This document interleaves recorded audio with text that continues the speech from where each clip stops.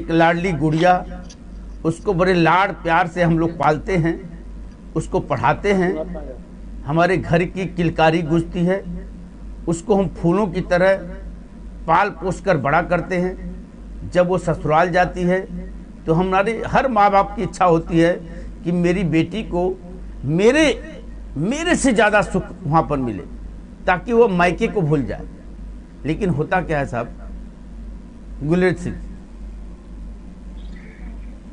देखिए, ये वीडियो जितनी बार मैंने देखा और पहले भी कई बार देख चुका हूं, उतनी बार हम अंदर से अपने आप को खाली महसूस करते हैं जी। वो खाली महसूस इसलिए करते हैं क्योंकि हम सब इसी समाज के अंग हैं जी। हमारे घर की बहन बेटियां हैं, हर घर में बहन बेटियां हैं, और यदि उनके साथ कुछ ऐसा होता है तो हम अपने आप को क्या मुंह दिखाएं, यह सोचने वाला विषय है। और ये बात हम सबको याद रखना चाहिए कि कानून हर चीज के लिए अपने स्थान पर है, लेकिन कानून हर चीज का सॉल्यूशन भी नहीं है।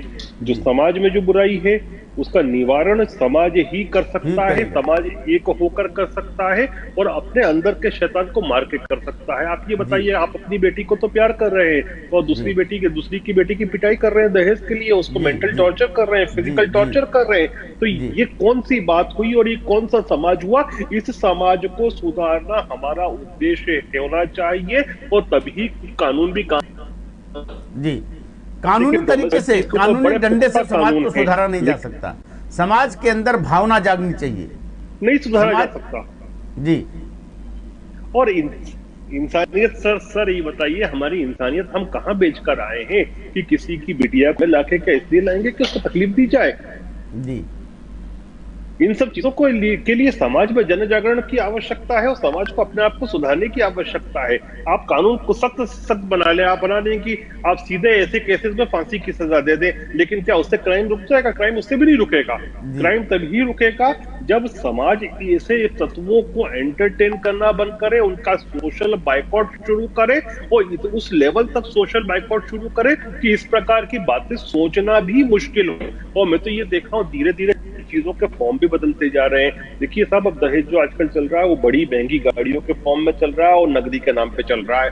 पहले उसमें बहुत सारी चीजें आती थी, कभी फर्नीचर भी आता था, दूसरी चीजें भी आती थी, अब उसके फॉर्म अलग होते जा रहे हैं। और माँ बाप को भी सोचना चाहिए कि जो लोग बोलते हैं कि अपनी खुशी से अपनी बेटी को दे रहे हैं, भैया आपके पास पैसा है इसलिए आप अपनी बेटी को खुशी से दे रहे हो, जिसके पास पैसा नहीं है उसकी बेटी को आप ताने दिलवा रहे हो कि देख उसकी बेटी तो इतना। जी जी जी जी जी, बहुत बढ़िया पॉइंट बोला, बहुत बढ़िया पॉइंट। ये जो देने वाला है अमीर बाप का, अमीर बेटी का बाप, अमीर बेटी का बाप, वो एक रास्ता दिखाता है समाज में कि हमने अपनी बेटी का सम्मान के साथ शादी किया। जी बिल्कुल, और दूसरी की बेटी का आप अपमान करने के लिए प्रोत्साहित कर रहे हैं आप लोगों को। जी, तो ये सब चीजें अंदर से सुधरेंगी साहब। कोई नेता ये नहीं होने वाला है। कानून अपनी जगह काम करता है। देखिए वो उसके जो शोहर है उसको भी अंदर कर दिया गया, वो सब कुछ चीजें होती रहेंगी, लेकिन उसके बाद क्या वो आयशा आ जाएगी? नहीं आएगी। और ऐसी कई आयशाएं हैं जो अभी भी घुट रही होंगी जिस समय हम बातें कर रहे हैं। तो सबसे पहली बात तो जिस शादी में, देखिए मैं बड़ी प्रैक्टिकल बात करता हूं, बुरी लगती है और हम सब भी इतने ही रिस्पॉन्सिबल हैं इन सब सोशल इवल्स के लिए। हम जाते हैं शादी में, किसी बड़े घर की शादी में खाना खाने जाते हैं, वहां एक बड़ी मर्सिडीज या ऑडी रखी रहती है सजी हुई, वो हम जानते हैं कि वो दहेज में आई है, नहीं उसको नंबर भी नहीं डला है, और हम उन लोगों को जाके विश भी करते हैं, उनको कांग्रेचुलेशंस बोल के आते हैं। बिल्कुल बिल्कुल, उनका बाइकाट करना जरूरी है। पाखंड बंद नहीं करेंगे कुछ नहीं होना है। इसका बाइकाट करना चाहिए, इसका बाइकाट करना होगा।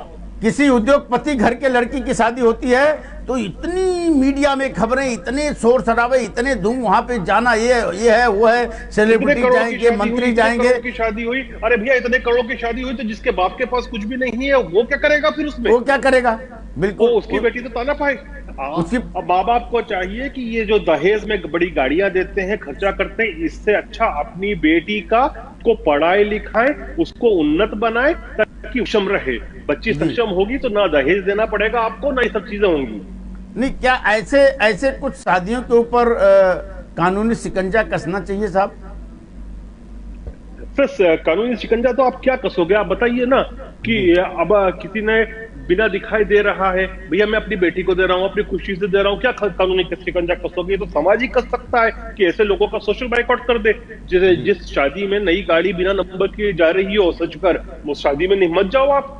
जी आप बताइए, कानून की एक सीमा है। कानून आपके घर के अंदर हर चीज को चेक नहीं कर सकता, आपकी पर्सनल लाइफ को मॉनिटर नहीं कर सकता कि आप पर्सनल लाइफ में किस प्रकार से जी रहे हैं, लोगों से पर्सनल व्यवहार कैसे कर रहे हैं। कानून जब ही काम करता है जब चीजें ऑन रिकॉर्ड एफआईआर और पुलिस कंप्लेन में आती है। जी बिल्कुल। हमारे हमारे साथ जुड़े हुए हैं देविंदर सिंह जी। देविंदर सिंह जी बताइए।